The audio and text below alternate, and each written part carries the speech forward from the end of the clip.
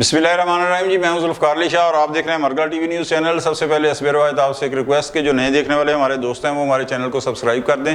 اور bell icon کے button کو لازمی دبا دیں تاکہ نئی آنے والی ویڈیوز جو ہیں وہ ہر وقت آپ تک پہنچ سکیں، اور اگر ہماری ویڈیو اچھی لگے تو لائک کر دیں اور دوستوں تک بھی شیئر کر دیں تاکہ ان تک بھی ہماری ویڈیوز جو ہیں وہ پہنچ سکیں۔ اچھا، ایک ویلا کیا ہے میں نے گزشتہ روز کے، جس میں یہ کہا گیا ہے کہ عوام سڑکوں پہ کیوں نہیں آئے۔ ظاہر ہے کہ اس کے اندر بھی جو تحریک انصاف کی پولیٹکس تھی، جو عمران خان کی پولیٹکس تھی، وہ ریلیٹ کرے گی۔ آج جو ویلا کر رہا ہوں وہ تھوڑا سا اس سے ہٹ کے ہے کہ عمران خان کی جو اپنی ذاتی سیاست ہے، ظاہر ہے اس کے ساتھ تحریک انصاف کی بھی سیاست نتھی ہوگی، اس کی ناکامی کی وجوہات کیا ہیں، کیا وجہ ہے کہ وہ سب کچھ سوشل میڈیا کے اوپر جناب سب سے ٹاپ کے اوپر جا کے، ریٹنگ ٹاپ کے اوپر جا کے تو اس کے باوجود ان کی سیاست کی جو ہے نا وہ ناکامی کیا ہے۔ تو سب سے بڑی بات تو یہ ہے کہ میں شروع ہو جاتا ہوں اس کے اوپر کہ مطلب وہ اینٹی اسٹیبلشمنٹ سیاست کر رہے ہیں، یہ ان کا دعویٰ ہے کہ وہ اینٹی اسٹیبلشمنٹ سیاست کر رہے ہیں، لیکن بات یہ آ جاتی ہے کہ پاکستان کے دیکھیں اندر نوجوان بھی ہیں، اور پھر آج کا جو نوجوان ہے نا، ایک چیز یاد رکھیے گا، وہ کسی بزرگ سے اکنالجمنٹ کے حوالے سے میں بات کر رہا ہوں، وہ کم نہیں ہے، اس لیے کہ جو آج سے 25-30 سال پہلے کا دور تھا، جب سوشل میڈیا نہیں تھا، گوگل نہیں تھا، نیٹ نہیں تھا، تو اس کو کسی معلومات کے لیے جو ہے نا ظاہر ہے کتاب کی ضرورت پڑتی ہے، یا کوئی اس دور کا بندہ ہو تو پی ٹی وی کے اوپر کیا ہونا تھا، اور کتاب کے لیے کتاب جو ہے وہ بک ریڈنگ ہے، بڑا مہنگا مشغلہ ہے، لیکن آج ہر چیز نیٹ کے اوپر موجود ہے۔ اس کو کسی بھی واقعے کی حقیقت پتہ کرنی ہو، کسی واقعے کے بارے میں پتہ کرنا، جو بھی ہو، وہ ایک گوگل کے اوپر سرچ مارتا ہے، ہر چیز اس کے سامنے آ جاتی ہے۔ تو یہ چیز جو ہے وہ دیکھتا ہے کہ بھائی جان، اگر جس بندے نے اینٹی اسٹیبلشمنٹ سیاست کی ہے، وہ اسٹیبلشمنٹ کے ترلے نہیں کرتا کہ مجھ سے مذاکرات کرو، میں نے اسٹیبلشمنٹ سے مذاکرات کرنی ہے۔ ظاہر ہے کہ ایک اندھے عقل کا اندھا جو ہے وہ بھی اس چیز کو سمجھ سکتا ہے کہ ایک بندہ اگر مجھ سے ترلے منتیں کر رہا ہے مذاکرات کے لیے، تو وہ پھر اسٹیبلشمنٹ کی شرائط کے اوپر جو ہے ان سے مذاکرات کرے گا، جو اسٹیبلشمنٹ کہے گی وہ اسے مانے گا، بالکل اسی طرح کہ جس طرح خان صاحب سے کہا جاتا تھا نا، کہا جاتا ہے بلکہ کہ آپ نے چیف الیکشن کمیشنر جو ہے بڑا ان کے اوپر عدم اعتماد ہے نا خان صاحب کا، تو اسے کیوں رکھا؟ تو وہ کیا کہتے ہیں، میں باجوہ صاحب کے کہنے پہ رکھا ہے۔ ٹھیک ہے، یہ وہ بندہ کہہ رہا ہے جو آج دعوے دار ہے کہ وہ اینٹی اسٹیبلشمنٹ سیاست کرے گا۔ اس کی ایک اور جھلک میں آپ کو دکھاؤں، جو کہ میں جس طرح میں نے کہا نا کہ وہ ترلے منتے نہیں کرتے کہ اسٹیبلشمنٹ کے جناب مجھ سے مذاکرات کرے۔ جیل کے اندر، یہ تو سیاست کی بات ہے نا، جیل کے اندر بھٹو صاحب کو سزائے موت ہو چکی تھی، حتیٰ کہ سپریم کورٹ سے ریویو پٹیشن بھی، ان کی اپیل جو تھی وہ خارج ہو چکی تھی، اور ڈیتھ وارنٹ ان کا جاری ہو چکا تھا کہ کسی وقت بھی ان کو سزائے موت ہو سکتی تھی، اور ڈیتھ وارنٹ کے بعد ود ان ایک ویک، میرا خیال میں 30 مارچ کو شاید ہوا ہے ان کا، یا 29 مجھے اب صحیح ڈیٹ یاد نہیں ہے، اور 4 اور 5 اپریل کی درمیانی رات کو جو ہے انہیں پھانسی دے دی گئی ہے۔ تو جیلر نے آ کے کہا کہ بھٹو صاحب آپ جنرل ضیاء کو رحم کی اپیل کریں۔ پھر غور سے سنیے گا کہ جو اسٹیبلشمنٹ کے میں نے کہا نا، جو اینٹی اسٹیبلشمنٹ ہوتا ہے وہ ترلے منت نہیں کرتا، تو وہاں زندگی اور موت کا سوال تھا۔ تو بھٹو صاحب نے جیلر کو یوں نظر اٹھا کے دیکھا اور کہا، جیلر نام لے کے کہا کہ تم مجھے جانتے ہو؟ انہوں نے کہا جی بالکل جانتا ہوں۔ انہوں نے کہا کیا نام ہے میرا؟ انہوں نے کہا جی ذوالفقار علی بھٹو۔ کہا میرے باپ کو جانتے ہو؟ کہا جی بالکل جانتا ہوں، سر شاہنواز بھٹو آپ کے والد صاحب کا نام تھا۔ کہا جنرل ضیاء کے والد کا کیا نام تھا؟ انہوں نے کہا جی میں تو نہیں جانتا۔ تو یہ آپ بھٹو کی انا کہہ لیں، ایگو کہہ لیں، جو مرضی کہہ لیں، اور یا اصولوں پہ ڈٹے رہنا کہہ لیں، انہوں نے کہا جیلر میں اس سے رحم کی اپیل کروں جس کے باپ کا نام نہیں تمہیں پتا؟ نہیں کی۔ تاریخ گواہ ہے کہ کوئی بندہ یہ نہیں کہتا جھوٹے سے جھوٹا کہ بھٹو صاحب نے رحم کی اپیل کی، اور یہاں پہ ترلے منت ہو رہی ہے جناب اسٹیبلشمنٹ کے آگے کہ آپ ہم سے مذاکرات کر لیں۔ ایک تو یہ بہت بڑی کمزوری شو ہوتی ہے عمران خان کی سیاست کی کہ جب اچھا احتجاج کے باوجود بھی عوام نہیں نکل رہی، اور دوسری طرف یہ کہ بار بار کہ مجھ سے آپ مذاکرات کر لیں، یہ بہت بڑی کمزوری ہے۔ اسٹیبلشمنٹ بھی اس پہ انجوائے کر رہی ہوگی، یقیناً وہ کھیل رہی ہوگی کہ یار دیکھیں کہ خان صاحب جو ہے نا وہ اینٹی اسٹیبلشمنٹ سیاست کے دعوے دار بھی ہیں، اور پھر ہم ہی سے یعنی سیاست کے اندر کردار ادا کرنے کے لیے مذاکرات بھی چاہ رہے ہیں۔ اچھا، اس کے بعد اسی طرح کا جو کردار ہے وہ کیا ہوا کہ جنرل باجوہ قوم کے باپ، جب عدم اعتماد کامیاب ہو گئی تو جنرل باجوہ کیا ہے، وہ جناب میر جعفر اور میر صادق،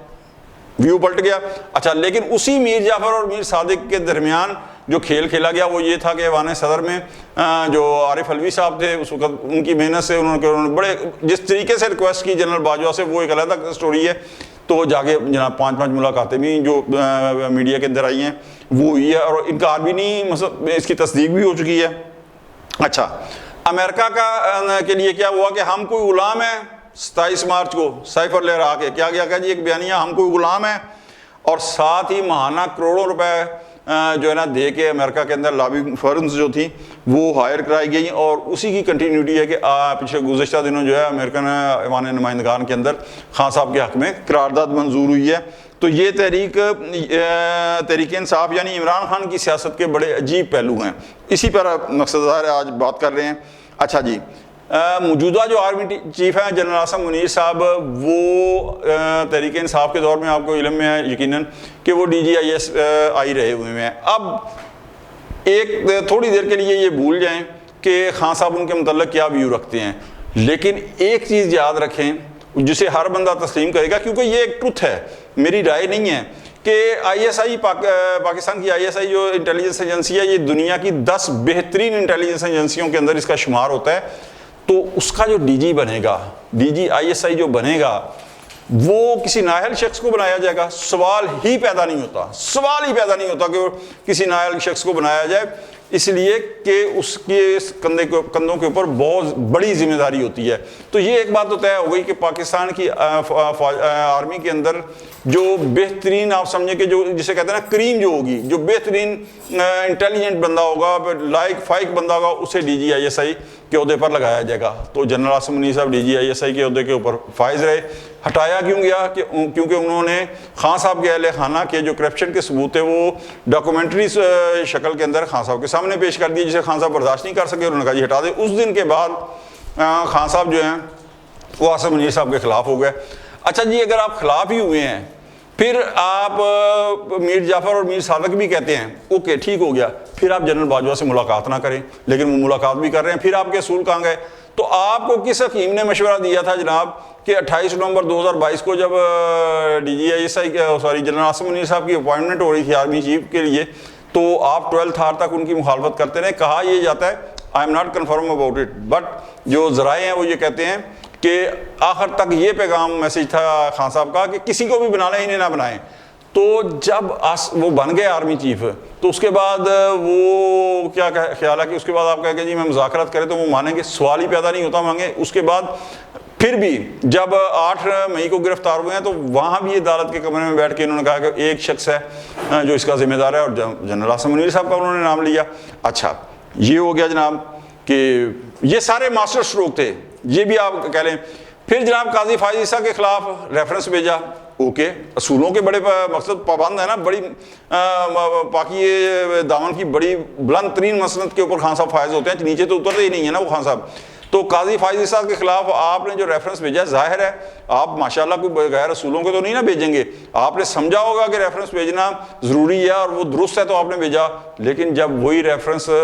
سپریم جوڈیشل کونسل سے رد ہوا تو پھر کہا کہ نہیں وہ میری غلطی تھی۔ خان صاحب غلطی ایسے معاملات میں اور ایسے کھیلوں میں جو ہائیسٹ سطح کے اوپر کھیلے جاتے ہیں وہاں پھر اس طرح کی غلطیاں کوئی تسلیم نہیں کرتا، ٹھیک ہے۔ اور اب آپ کہہ رہے ہیں کہ جناب جو نیب ترامیم والا کیس ہے اس کے اندر آپ کہہ رہے ہیں کہ مجھے چیف جسٹس کے اوپر اعتبار نہیں ہے، تو یہاں پہ آپ کو یاد ہے کہ عمر اتحاد بندیال کے اوپر بھی بہت ریکویسٹیں آئی تھیں کہ ان کے اوپر بھی اعتماد نہیں ہے، لیکن وہ بینچ سے ہٹے نہیں تھے، جبکہ قاضی صاحب نے تو کہا کہ اگر at the time of writ petition جب فائل ہوئی تھی اس وقت کہہ دیتے تو شاید ہو جاتے، لیکن اب کیس چل چکا ہے درمیان میں۔ تو کس حکیم نے کہا تھا بھائی جان کہ ان کے اوپر بھی آپ ریفرنس جو ہے نا وہ دائر کر دیں؟ اچھا اس کے علاوہ جو مزید ماسٹر اسٹروک کھیلے گئے وہ یہ تھا کہ اسمبلیوں سے استعفیٰ دے دیا، قومی اسمبلی سے استعفیٰ دے دیا۔ پھر آپ کو یاد ہے کہ جب فواد چودھری صاحب گرفتار ہوئے تھے تو بڑا ایک مزیدار لیکن مبنی بر حقیقت ایک جملہ کہا تھا چودھری پرویز الہی صاحب نے، حالانکہ گرفتار تھے، کہا کہ اگر یہ مہینہ نہیں، میرے خیال میں اس وقت شاید گرفتار نہیں تھے، بہرحال کہ اگر یہ مہینہ پہلے گرفتار ہو جاتے تو شاید دونوں اسمبلیاں جو ہے نا خیبر پختونخوا کی بھی اور پنجاب کی بھی وہ بچ جاتی۔ تو کس نے کہا تھا خان صاحب کہ آپ یہ ماسٹر اسٹروک کھیلیں؟ وجہ ان کی یہ تھی کہ اس وقت چونکہ جنرل فیض صاحب بھی موجود تھے، عمر اتحاد بندیال صاحب بھی موجود تھے اور دوسرے بھی جو تھے وہ موجود تھے، تو خان صاحب کو ایک بڑا آسرا تھا کہ شاید میں یہ توڑوں گا تو الیکشن ہو جائیں گے، اور آخری وقت تک مقصد آپ کو یاد ہے کہ سپریم کورٹ بھی الیکشن کمیشن کو بلا کے کہتی رہی کہ فلاں ڈیٹ تک الیکشن کرائیں، فلاں ڈیٹ تک۔ اچھا منصوبہ کیا تھا کہ دونوں صوبوں کے اندر جناب جو ہیں وہ الیکشن ہوں گے، اور خان صاحب کے جو مقصد چاہنے والے تھے ان کی انڈر دی حکمرانی ہوں گے، تو خان صاحب دونوں کے اندر جناب 2/3 اکثریت لے کے جیت جائیں گے۔ تو جب پنجاب کے اندر بھی ان کی وزارت اعلیٰ ہوگی، خیبر پختونخوا کی بھی ہوگی، تو سندھ اور بلوچستان میں تو ٹھیک ہے، تو پھر پورے پاکستان میں 2/3 اکثریت لے کر پرائم منسٹر بننا کوئی مشکل نہیں ہوگا۔ لیکن ظاہر ہے کہ اکیلے بھی کوئی کچی گولیاں تو نہیں کھیلے ہوئے تھے، لہذا یہ بھی ماسٹر اسٹروک جو تھے نا، یہ جناب ان کی بھی ٹھا ہو گئی، ٹھیک ہے۔ اچھا اس کے بعد یہ سیاسی معاملات ہیں، ذاتی معاملات کے اندر بھی آ کے 2 ویلاگ ہم نے کیے ہیں، جس کے اندر یہ بالکل کلیئر کٹ بغیر کسی ابہام کے واضح کہا ہے کہ عدت کیس بیکار ہے، اس کو فائل ہی نہیں کیا جانا چاہیے تھا، اخلاقی طور کے اوپر بھی، سیاسی طور کے اوپر بھی، قانونی طور کے اوپر بھی اس پہ کوئی جان نہیں ہے، اور اسے نہیں فائل کیا جانا چاہیے تھا۔ لیکن عدت کے اندر بھی خان صاحب کو کس نے کہا تھا؟ اب جو گواہوں کے بیان ہے مجھے نہیں معلوم، لیکن عدالت کے اندر جو گواہوں کے بیان ہے اس میں یہ ہے کہ خاور منیکا صاحب کہتا ہے جی 14 نومبر کو میں نے طلاق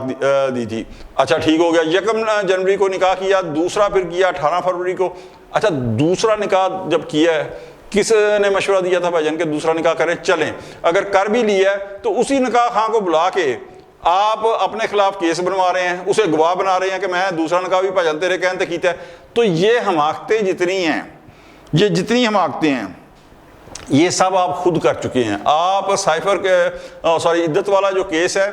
اس کے اندر کوئی دوسرا ذمہ دار نہیں ہے اس کیس کا سہرا اگر جاتا ہے تو وہ یہ بھی خان صاحب کے اوپر جاتا ہے کہ جو انہوں نے حماقتیں خود کی ہوئی ہیں۔ حالانکہ میں پھر کہتا ہوں کہ یہ ذاتیات کے اوپر آتا ہے، اس کے اوپر یہ کیس نہیں کرنا چاہیے تھا کسی کو۔ اور اب حالت یہ ہے کہ جناب خیبر پختونخوا کے جو وزیر اعلیٰ علی امین گنڈا پور صاحب وہ جلسے کے اندر دھمکیاں دے رہے ہیں، آج تک کسی نے یہ نہیں دی کہ اگر پرویز خٹک نے خان صاحب کے خلاف گواہی دی سائفر کیس میں تو ہم یہ کر دیں گے وہ کر دیں گے،